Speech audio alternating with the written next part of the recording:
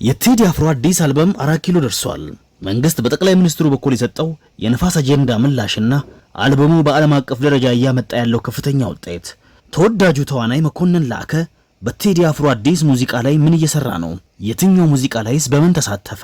ከትንቢት እስከ ትችት፣ ከስነ ጥበብ እስከ ፖለቲካ ኢትዮሪካ የፈጠረው ማዕበል ሊያደናቅፈን የሚችል ማንኛውም እንቅፋት ካለ እንዴትኛውም ጉቶ ነቅለን በመጣል እናልፋለን።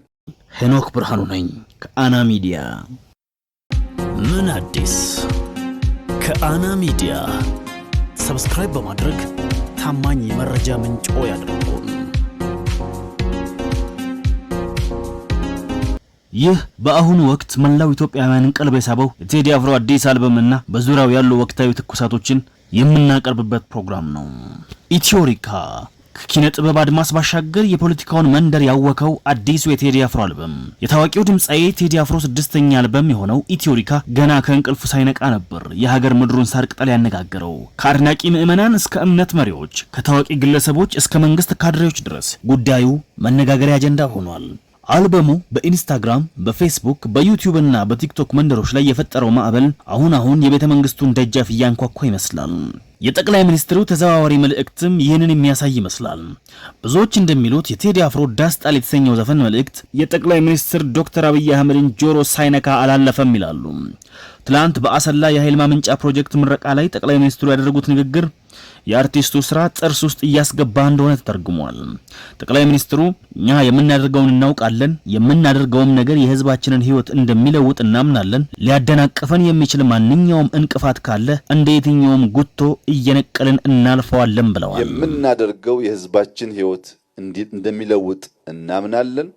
የህዝባችን ህይወት እስኪለወጥ በሙሉ ልብ በሙሉ አቅም ስራችንን እንሰራለን።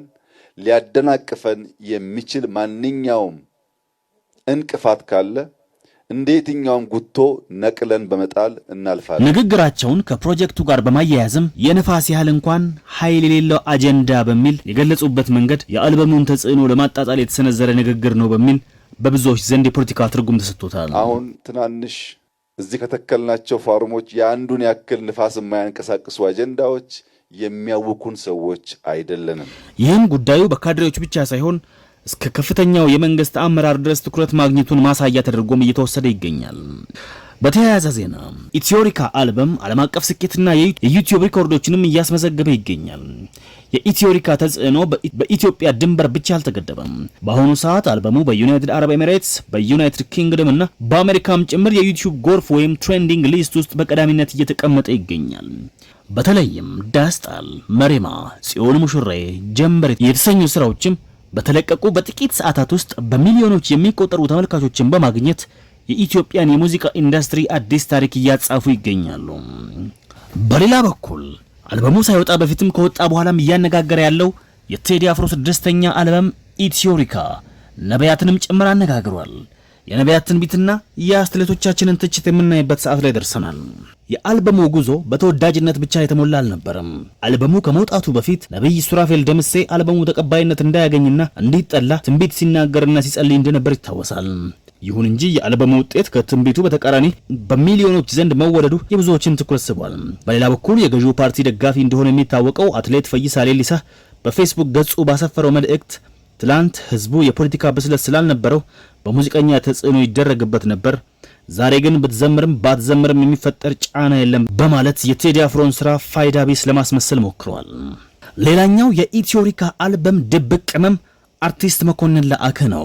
የተወዳጁ ተዋናይ አርቲስት መኮንን ላአከ ልዩ ተሳትፎ በዚህ አልበም ውስጥ ከሙዚቃዊ ለዛው ባሻገር አድማጮችን ፈገግ ያደረገ ነበር። ይህም ተወዳጁና አንጋፋው ተዋናይ መኮንን ላአከ በስማ ራሴ በተሰኘው ዘፈን ላይ ያደረገው ተሳትፎ ነው። በሙዚቃው ውስጥ አርቲስት መኮንን ላአከ በልዩ ሳቅ ወይም ፊቸሪንግ በመግባት ለስራው ልዩ ህይወት ሰጥቶታል።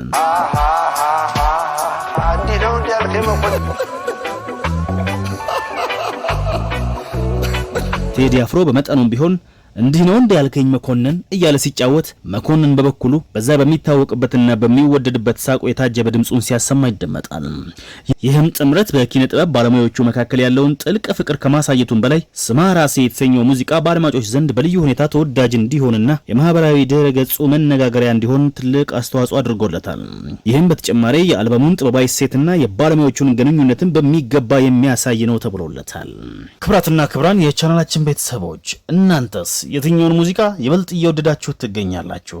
እየፈጠረ ያለውን ተጽዕኖ እናንተ እንዴት ታዩታላችሁ? ሐሳብ አስተያየታችሁን በኮሜንት ሴክሽን ላይ አስቀምጡልን። እንደዚህ አይነት አዝናኝ፣ አስተማሪና መረጃ ሰጪ የሆኑ ፕሮግራሞችን በየጊዜው እንዲደርሱ ቻናላችንን ሰብስክራይብ ማድረግ እንዳይረሱ፣ የደውል ምልክቷንም መንካት አይርሱ።